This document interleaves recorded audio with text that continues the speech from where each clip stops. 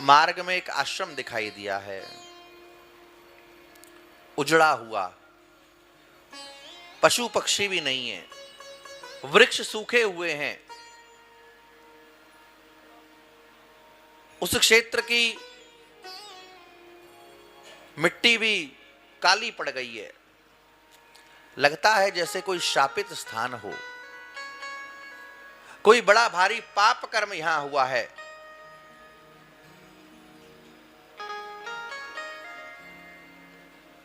पूछा रघुनाथ जी ने,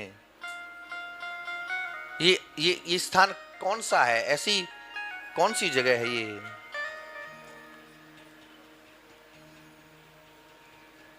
श्री विश्वामित्र जी कहते हैं, रघुवर,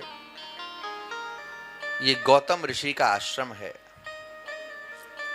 और उन्हीं के श्राप से ये स्थान उजड़ा हुआ है।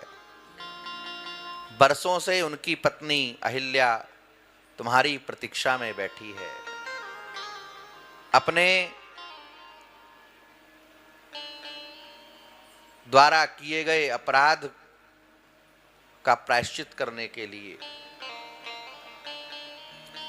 सामान्यतया लोगों के मन में ये बात कथावाचकों के द्वारा बिठा दी गई कि अहिल्या निर्दोष थी, अहिल्या का कोई दोष नहीं था।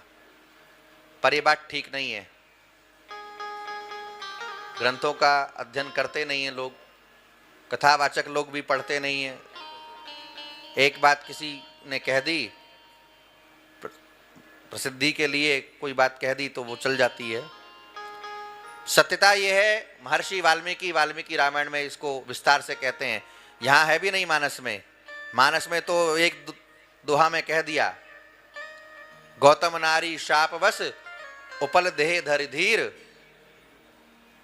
और चरण कमल रज चाहती कृपा करहु रघुवीर। पर वाल्मीकि जी ने मूल में विस्तार से कहा है, अहिल्या को प्रकट किया है ब्रह्मा जी ने अपने संकल्प से। अहिल्या का अर्थ ही होता है जिसमें कोई हल्ले ना हो। हल्ले कहते हैं कुरूपता को। कुरूपता का कोई लक्षण ना हो, केवल और केवल सौंदर्य जिसमें हो, उसका नाम है अहिल्या। अहिल्या के जब विवाह की बारी आई तो ब्रह्मा जी ने शर्त रखी, जो पृथ्वी की परिक्रमा करके सबसे पहले आएगा उसे मैं अहिल्या सौंपूंगा। समस्त देवता आदि चल दिए। इंद्र ने जैसे ही देखा था अहिल्या को, तो इंद्र बड़े मोहित थे अहिल्या के रूप पर। संसार की सबसे सुंदर नारी अहिल्या थी। देवांगनाएं जिसको देख करके लजा जाएं, ऐसा रूप लावण्य। सब चल दिए परिक्रमा करने। पर जैसे गणेश जी ने बुद्धि लगाई, ऐसे गौतम ऋषि ने बुद्धि लगाई। उसी समय गौतम ऋषि की जो गाय थी वो बच्चा देने वाली थी, ब्याने वाली थी। और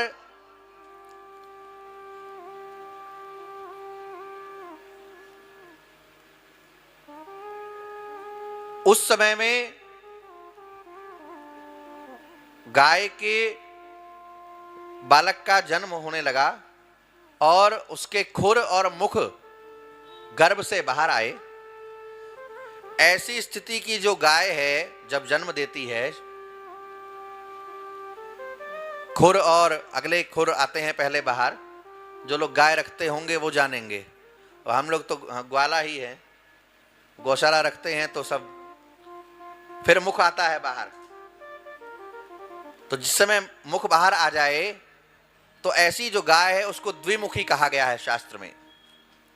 उस स्थिति में दो मुख हो गए, एक पीछे की ओर एक आगे की ओर। उस गाय की परिक्रमा कर देने से इस स्थिति में संपूर्ण पृथ्वी की परिक्रमा का फल हो जाता है।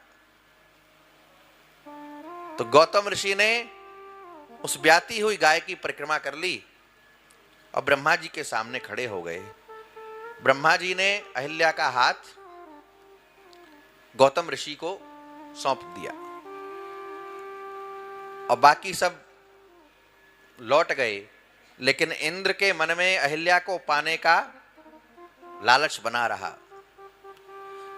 और एक दिन इंद्र गौतम ऋषि के वेश में अहिल्या के यहां पहुंचे हैं।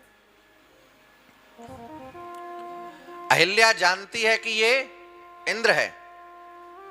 इंद्र ने प्रणय निवेदन किया और अहिल्या ने उसको स्वीकार किया। इंद्र ने जो ऋषि का वेश बनाया वो अहिल्या को धोखा देने के लिए नहीं बनाया, बाकी लोगों को, कि बाहर से कोई देखे तो ये जाने कि इंद्र नहीं गौतम ऋषि ही गए हैं। पर अहिल्या जानती है कि ये गौतम नहीं है, ये इंद्र है। पर अहिल्या की बुद्धि भ्रष्ट हो गई। किस बात के कारण? कि मैं कितनी रूपवती हूं कि जो देवाधिपति है, जिनके यहां उर्वशी है, जिनके यहां रंभा है, जिनके यहां मेनका है, ऐसा इंद्र मेरे रूप पर मोहित होकर के मुझे प्राप्त करने की कामना के लिए आया है। लोभ कैसा भी हो, अहम कैसा भी हो, और किसी में हो, मनुष्य में हो, दानव में हो, देवता में हो, ऋषि में हो, साधु में, महात्मा में हो, अहम और लोभ पैदा होगा तो पतन निश्चित रूप से होगा। बरसों की साधना मिनटों में,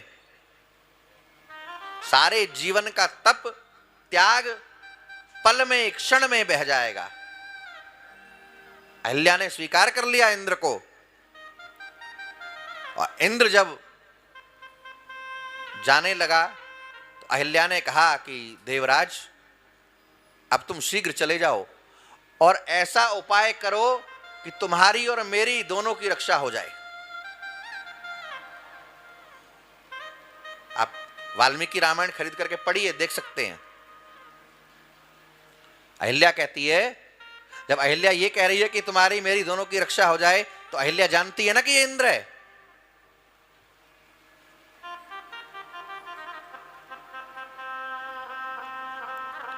और जैसे ही इंद्र ने कुटिया के बाहर पैर रखा, तुरंत गौतम ऋषि आ गए। इंद्र को शापित कर दिया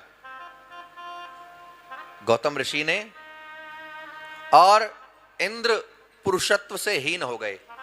इंद्र को नपुंसक शाप के द्वारा गौतम ऋषि ने बना दिया और अहिल्या को भी दंड दिया। पत्थर नहीं है अहिल्या, अहिल्या सबको दिखती भी नहीं है, अदृश्य रूप से अहिल्या पड़ी है।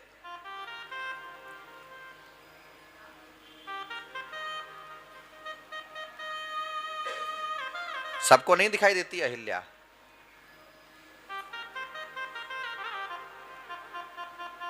पाषाणवत जड़ होकर के, अरे तुमने ऋषि पत्नी होके, ब्रह्मा की पुत्री, विधाता की पुत्री होकर के ये जड़तापूर्ण कार्य किया, जड़ ही हो जाओ।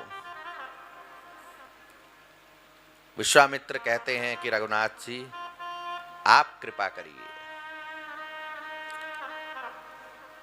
ये चरण रज चाहती है, चरण नहीं चाहती। और भगवान मर्यादा पुरुषोत्तम है, भगवान अपना चरण स्पर्श करा भी नहीं सकते, क्योंकि ब्राह्मणी है अहिल्या। भगवान का तो वर्ण क्षत्रिय है ना भाई, लीला के लिए नर रूप में प्रकट हुए हैं तो मर्यादा माननी पड़ेगी ना भगवान को भी। और मर्यादा के लिए प्रकट हुए हैं, मर्यादा पुरुषोत्तम है, तो क्षत्रिय होकर के ब्राह्मण पत्नी को, ऋषि पत्नी को पैर से स्पर्श करेंगे? भगवान ने चरण उठाया और धूल के कुछ कण अहिल्या के शरीर पर गिरे और बोध को प्राप्त हुई है। गौतम ऋषि भी यहां आए हैं और गौतम ऋषि के साथ अहिल्या गई। और अहिल्या कहती है अपने शब्दों में, मुनि श्राप जो दीना अति भल कीन्हा, परम जन्म मरण का चक्र उनका मिट गया, भगवत प्राप्ति हो गई।